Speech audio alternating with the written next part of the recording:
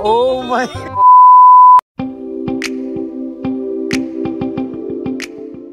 Ay, nakaka-stress naman. 2 days day off ako, hindi ako nalabas. Nagluto na lang ako and then nagpahinga, nag-edit ng vlog. And then ngayon yung last day off ko, ngayon nga lang sana ako lalabas. Kasi punong-puno na yung mga naipon na lata at bote dito. Ayan. Ang plano ko, ipapak ko na siya para madala na doon sa bottle depot at maibenta. So, kinuha ko yung susi ng sasakyan ko. And then, inopen ko yung trunk. Kasi dito, nung mga second hand naman kasi yung mga sasakyan namin dito. And then, nung nabili ko yung sasakyan ko, iisa lang talaga ang susi. Wala siyang duplicate. Ang ginagamit ko lang talagang susi yung isang susi na merong yung keypad na may remote. So tinatamad naman ako magpa-duplicate kasi nga ang mahal kasi ng duplicate nung nagtanong ako, around 120, mga ganun, 100. So sabi ko saka na lang, inabot na ng 1 year, ganun. Hindi ko na siya napa-duplicate. So accidentally ngayon, dahil dito kumuha nga ako nitong trash bag at ilalagay ko na yung mga lata at bote. Pag open ko nitong sasakyan ko, actually kahit yung kasama ko na ito, kinuha namin to, second hand din to sa kasama ko. Kinuha namin to, isa lang din ang susi. So isa lang susi nito, yung akin isa lang din ang susi. So accidentally, ayun nga, pagkuha ko nito, inopen ko yung trunk sa likod. And then nalimutan ko, naipatong ko pala dun sa loob yung susi.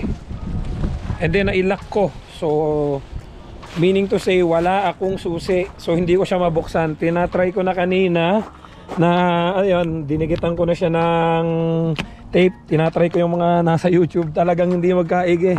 Talagang sobrang tibay nung niya.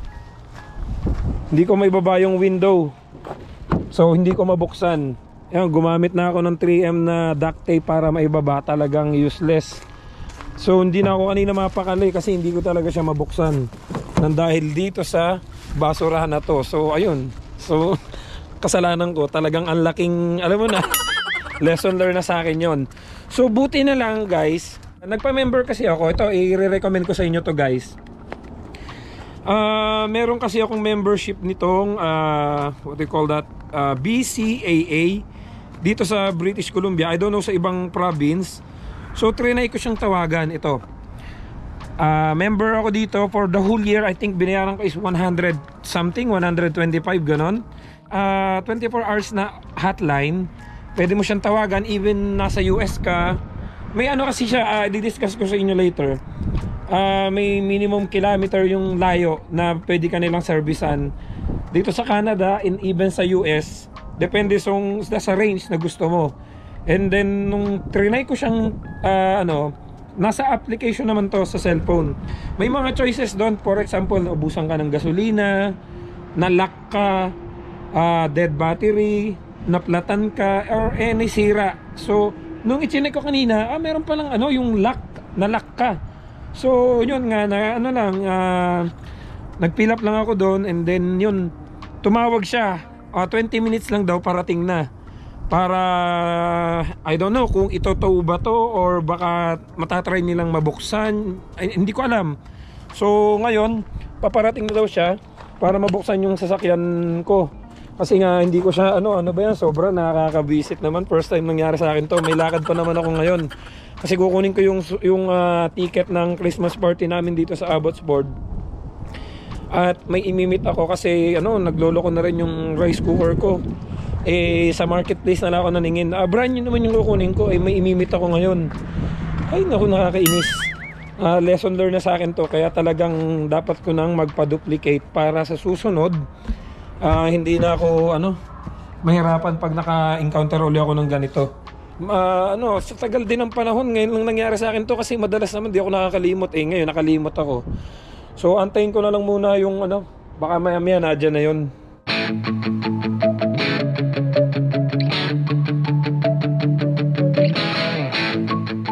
Trinay ko na rin siyang gamitan nung sinundot ko siya dito at saka dito sa mga side. talagang para masundot ko lang yung pinakang push button sa loob para ma-open, talagang ayaw. Wala na, talagang last option ko na tumawag ng locksmith. So bigla ko naalala, member nga pala ako ng BCAA, kaya ayun, buti na lang ito, pagka fill up ko ng application, nag-reply kaagad sila. And then tumawag, sabi nila 20 minutes parating na daw. Hindi ko alam, sana wag namang ito, baka naman meron silang mga gamit para mabuksan to, kasi ayoko nang itotow pa tapos susunod pa ako doon kung saan to gagawin, hindi ko alam. So mamaya malalaman natin, at least first time, kung halimbawa, kasi hindi naman lahat dito naka brand new car, and sometimes may kakilala nga ako nung minsan ganun din, brand new car naman yung kanya, naiwanan din niya yung susi niya sa loob, and then yung isang susi niya nawala na, so nalock din siya sa loob. Kaya kahit papaano, at least may idea kayo, if ever sa inyo naman mangyari ito dito, na wag na kayo magaya sa akin at wag nyo akong tutularan, kasi talagang hindi ako nag-iisip ngayon ng tama. 2 araw ako nagpapahinga sa kwarto, nag-edit lang. So antayin ko na lang yun, yung gagawa. Sana naman maayos para hindi na ako mabala, kasi may lakad pa ako, ilang oras na lang Niligpit ko lang yung mga bottles, kasi dadaling ko nga sa bottle depot para maging pera na. Kaya lang, wala naman akong babayaran dito kasi member ako. Kaya lang, syempre, kung darating yung taong gagawa nito, nakakahiya naman kung hindi naman natin man lang bigyan ng pangmeryenda. Sana malaman natin mamaya kung ano mangyayari.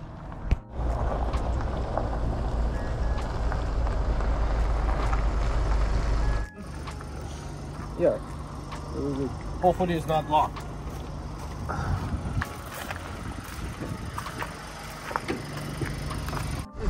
The keys are in here? Yeah. Okay, then you have it to release for the trunk.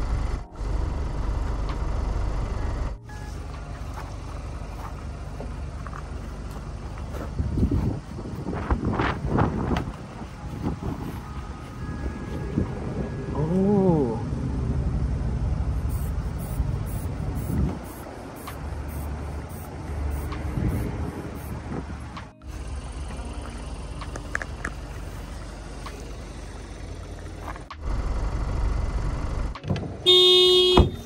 Oh my God.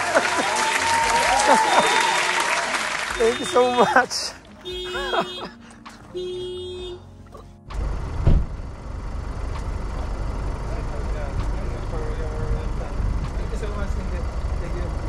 So in less than a minute, nabuksan niya. Ang ginawa lang niya, dito sa pagitan nung may isiningit siya. Parang alam mo yung parang pang-BP. Then pagpasok niya nun, ipinamp niya, di syempre lumolobo siya, and then nagkaroon ng konting space, may ipinasok siya dito na parang yun na nagka-space to, may ipinasok siya na parang mahabang bakal na parang kawad pero mas makapal-kapal pa, and then nagawa niyang mapindot yung pinakang button sa loob para ma-unlock yung pinto. Nakuha ko na yung susi ko sa trunk. So kahit pa paano naman, bilang pasasalamat, even member tayo dito at dapat wala tayong babayaran. Siyempre, gano'n naman tayong mga Pilipino, kahit pa sabihing libre dapat, nagbigay pa din naman ako ng tip. Siyempre, yung kaba ko kanina, tsaka yung alam ko yung mapapalaki, mahal kasi yung pa-duplicate nito Pero sa ngayon, magpapaduplicate na ako. Talagang yung experience na to. Kasi dati, yung una kong sasakyan, nakailang sasakyan na kasi ako dito, halos lahat may duplicate. Ito lang nag-iisang to ang walang duplicate. So ang ginagawa ko dati, laging yung isa na dala ko, and then meron akong duplicate na nasa wallet. Kaya ngayon talaga sa sobrang pagkakadala kong to, para hindi na maulit ito, magpapaduplicate na ako para hindi na maulit ito, kasi laking abala din, imbis na kanina pa ako nakaalis. So magbebenta lang ako guys ng mga kalakal para maging pera na rin. Sayang din kasi at ang dami na rin nun. Samahan nyo ako guys, maliligo lang ako.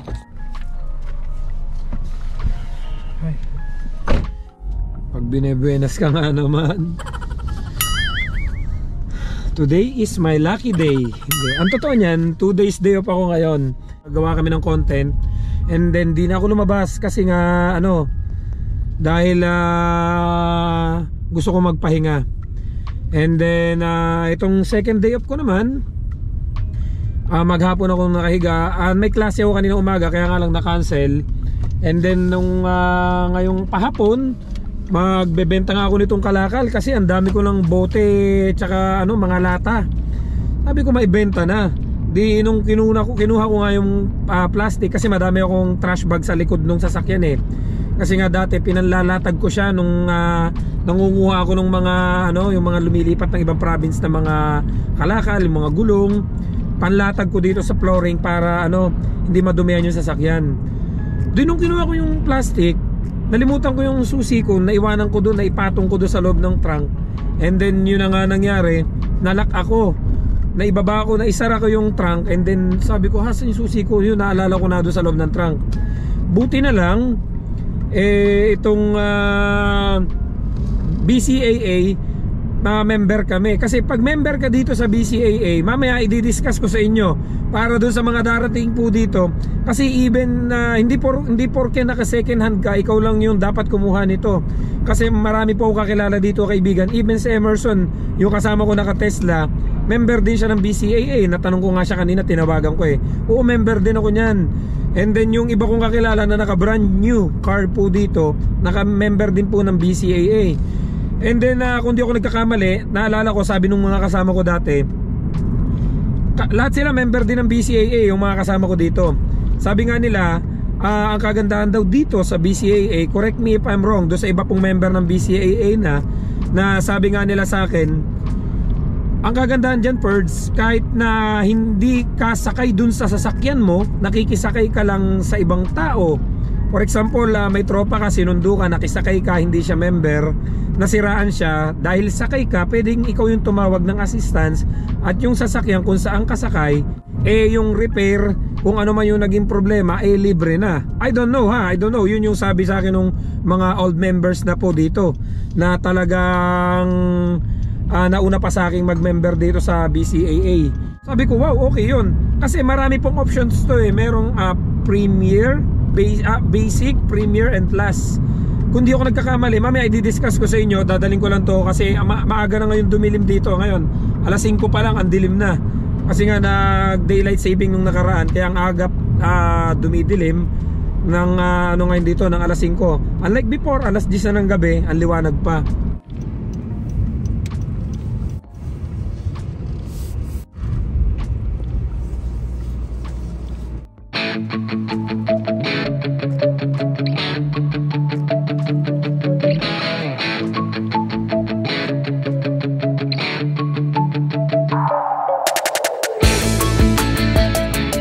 Yung naipo natin, pasok na natin sa loob.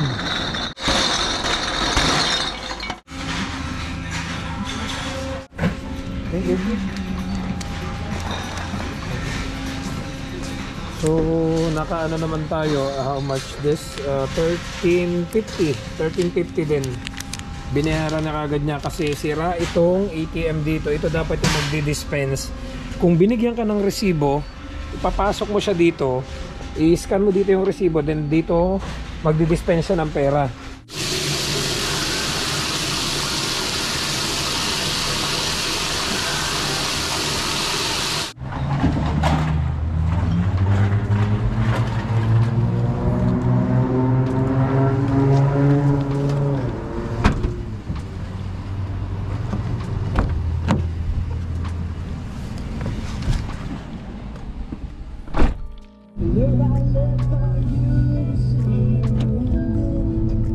So yun nga guys, kakauwi ko lang. Kasi before, may mga na-encounter din kaming ganyan dun sa mga kasama namin. That time, wala pa akong idea dyan sa BCAA na yan. May kasama kasi ako before na talagang pinagtyagaan nilang sundutin. At meron pa nga nabasag na nga yung salamin. Meron naman kaming kasama dito, yung si Carolina, na yung kasama namin ditong Mexican na babae, na wala yung susi niya. Nagtataka ako, ilang days na, parang inabot na ng 3 days yung sasakyan niya, na iwanan lang dyan, hindi niya ginagalaw. Nung tinanong ko, sabi niya sa akin, mahal daw ang ang pabukas. Kaya that time wala naman akong idea kung magkano ang ang paggawa. Kung kasi ang iniisip ko lagi dito, mahal kasi Lagi, di ba, alam naman natin dito, per oras. So, naglalaro sa isip ko, baka talagang mahal kasi inabot ng 3 days yung kay Carolina dito na nawala yung susi niya. 3 days, hindi niya pinagagawa. Kaya nga sabi ko, gaano ba kamahal yun? That time, wala nga akong idea. Pero noong mga panahon yun, member na ako. Kaya nga lang, syempre, dahil nga kahit na member ako, hindi naman ako nagkakaroon ng problema sa sasakyan. Kaya hindi ko pa masyado na-explore yung application ng BCAA. Pero nung time na nag-join ako doon, nung nagpa-member ako doon, ang natatandaan ko lang kasi doon, by kilometer, yung layo ng cover na pwede mong mapuntahan at nasiraan ka, pag mahal, pag layo. Ngayon, yun lang yung ko. Tapos meron dun yung palit battery. Kapag dadalang ka ng battery, hatidan ka ng battery. Pag naplatan ka, nasiraan ka, tumirik ka. Kasi yun yung habol namin eh. Hindi ko na masyado binasa. Pag tumirik ka, pupuntahan ka nila. Kung di ako nagkakamali, yung pinakamahal, merong pagagamit sa yung car. Susunduin ka, itoto yung sasakyan mo and then may pagagamit sa yung car. Pero hindi ko na siya inabil kasi sabi ko bihira ko namang magamit yung sasakyan. Well, ituturo ko sa inyo para kahit paano may idea kayo kasi laking tulong po nito sa mga darating dito na kukuha ng sasakyan, mapa-brand new man o mapa-second hand kasi hindi natin masasabi kung saan kayo aabutin. Ang kagandahan po kasi nito, even na nasa loob ka ng US and Canada, po sila 24/7 po sila na road assistance, talagang pupuntahan kagad nila kayo. Kasi may iba't iba po to, meron sila sa Surrey, sa Langley, sa Vancouver, sa North Vancouver. Bawat city may mga sila eh. Dito sa Abbotsford meron din sila. Kaya ito po, ilalagay ko na lang po dito sa screen para may idea po kayo. I-click nyo lang po yung bcaa.com, pasok lang po kayo dyan sa site ng bcaa.com, and then makikita nyo po ito, yung basic 7.08 monthly, pero sa annually nakalagay po dito is $85. Dito naman po sa plus na membership, 10.42 monthly, sa annually is 125 yung annually. Ito po yung kinuha ko, itong plus. And then ito sa premier, ito naman po ay 13.33 monthly. Ito po ay 160 annually.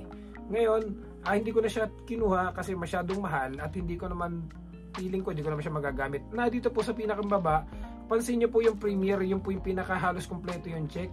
Yung plus halos konti lang yung diferensya at hindi ko kinuha yung basic kasi masyadong maraming walang check. Mababasa nyo naman po dito kung ano yung mga cover niya. Kaya nga lang, sa sobrang dami nga nito, hindi na ako masyado nagbasa. Kasi sabi ko, ano ba yung mga possible na maging problema sa akin. Kasi ang pinagbasehan ko lang dito, yung Premier at yung Plus, na ito, nakita nyo to, 2-day car replacement. So kapag tumirik ka, yun ang meron doon sa Premier na wala sa Plus. Sabi ko, kailangan ko pa ba ganun? Eh di syempre, aanin ko yung car. Kung pag naiuwi ko naman, nasa trabaho ako, di mag-taxi na lang siguro ako pag pupuntahan ko dun sa lugar kung saan itinaw yung sasakyan at i-repair. Ngayon, nung kanina, nung binalikan ko siya, in-explore ko na ngayon. Siyempre, ngayon ako nagkaroon ng problema. Ngayon ko in-explore yung application ng BCAA dun sa cellphone ko. And then nakita ko nga po ito, pwede pa na siyang i-add sa wallet ng iPhone. So in-add ko na itong aking ID, nilagay ko na siya para kahit pa paano kasama na siya doon sa wallet ko. And then pag pinasok nyo itong application, ito po lalabas po dito, i-click nyo lang itong roadside assistance. Ito po, ilalagay ko din sa screen. Pag once na na-click nyo na itong roadside assistance, lalabas po ito. Ito po yung pinakang account nyo kasi dito sa BCAA, itong application na to. I-download nyo to kung kayo member. At dito na rin kayo magpa-member kung gusto ninyo. And then itong roadside assistance, once na-click nyo na po yan, lalabas na po itong kasunod dito, request roadside assistance. And then once na-click nyo na po yan, lalabas po yung location nyo. Kailangan po naka-open yung location niyo kasi baka mamaya kung saan nyo papuntahin yung magsiservice sa inyo maligaw. Ngayon, pag na-confirm na po dito yung pinakang location nyo, confirm breakdown location, lalabas na po yan. And then ito po, dito ko nalaman yung mga issues na talagang possible na mangyari sa atin. Kagaya nito, mechanical problem, accident, vehicle stuck, battery, flat tire, lockout, out of fuel, power, Actually yung battery nga po ay libre. Kapag nalobat kayo, may free battery po yun sa membership. Basahin nyo na lang po dyan sa bca.com. Ilalagay ko po yung link sa description.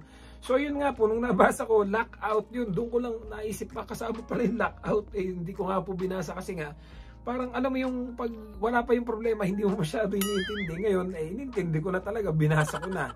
Kaya kahit pa paano, parang blessing in disguise na rin, na nagkaroon ako ng idea, at least may share ko doon sa inyo, kahit pa paano, magkaroon kayo ng idea, if ever sa inyo mangyari, at least natutunan nyo na sa akin, dahil ako yung naka-experience.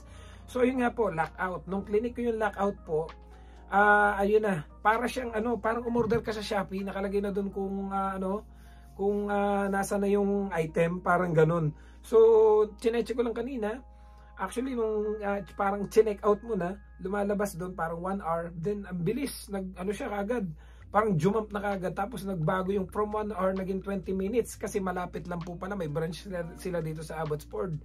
And then wala pang 2 minutes once nung na-confirm ko na, may nag-message sa akin and then tumawag kagad and then sabi darating daw siya within 20 minutes and then kita nyo naman dumating nga kagad within 20 minutes and then yun nga nung ginawa na niya, wala pang 1 minute nung ginawa niya, dahil syempre natuwa naman ako kasi hindi na ako mapapagastos ng mahal. Kasi nga iniisip ko nga yung mga naunang naka-experience na nakasama ko na parang mahal kasi ba't kinailangan nilang talagang sila yung gumawa, nabasag pa yung salamin nila, tapos yung isa inabot ng ilang araw hindi niya pinagagawa. Sabi ko wala pa akong idea that time So sabi, yun ang iniisip ko kanina, mapapagastos ako ng mahal, yung pala wala naman kasi nga member ako dito. So ang tutusin, wala dapat akong babayaran, pero dahil sa tuwa ko, binigyan naman natin ng tip yung puti na syempre na gumawa bilang pasasalamat. Kasi kahit pa alam niyo yung kapag medyo masaya yung puso mo na kahit pa paano nawala yung problema mo, magaan sa loob mo magbigay. Kaya nung binabutan ko siya, nakatawa naman, nakangiti naman. Kaya happy na rin ako, at least natulungan niya ako na bigyan ko naman siya ng pangmerienda. So yun nga po, i-click nyo lang po yung bca.com, ilalagay ko sa description below yung link kung saan pwede kayong mag-join, mag-member. Kung darating kayo dito at kukuha kayo ng sasakyan, mapaluma man o mapabago, para kahit paano mayroon po kayong peace of mind kahit saan po kayo pumunta. Kayo na lang po ang bahalang magbasa, kasi yung pinakang cover nung bawat member ay nakadepende po. Pag mahal, pag mas maraming coverage po siya. At saka kung halimbawa po yung range, yung layo ng mga binabiyahin nyo, makikita nyo naman po diyan. Depende po kasi kung masyado kang lumalayo or dito lang. Kaya kayo na po ang bahala. Kayong pumili kung ano yung nararapat sa inyong membership, kung yung basic, yung plus, or yung premier. So hanggang dito na lang guys. Maraming salamat sa panonood. Hope na may natutunan kayo kahit paano. Medyo na-stress ako kanina. Parang nga nangyari, yun na pagbentahan ko ng bote, yung ginastos ko na pam-tip kay kuya. So anyway, okay lang. At least na-dispose ko na yung mga basura namin.